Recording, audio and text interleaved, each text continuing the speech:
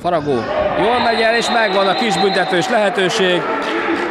Faragó jól vette át a labdát, és ebből lett egy szabálytalanság, amely után lehet egy 10-est rúgni a Déli FC-nek. És Apatini Márquez, úgy látom, az ítélet végrehajtó. 2 perc 40 másodperccel a vége előtt, megvan a lehetőség, hogy egyenlítsen a Déli FC, azok után, hogy a 13. percben már 3-0 volt a Göcseinek. Most akkor Apatinin a világ szeme, vagy legalábbis az elektromos csarnok közönségének a figyelme.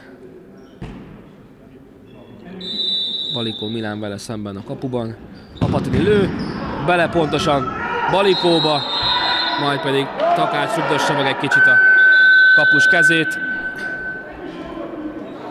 Méghozzá szabálytalanul, úgyhogy most már 5 szabálytalanság a Déli FC-nél is.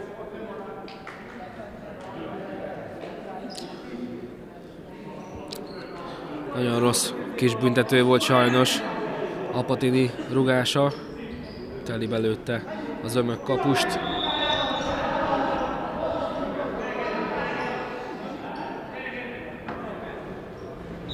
Maradt tehát a 3-2 a Göcseinek. Egészen kijön a fehérmezes csapat.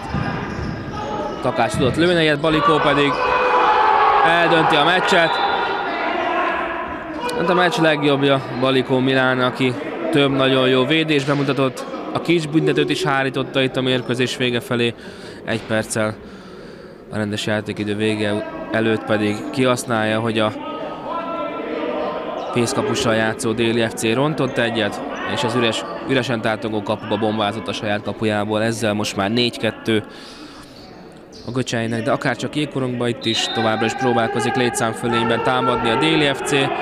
Hát ha legalább így az egyenlítés még kivitelezhető. 1 másodperc. Itt a vége, fuss el véle.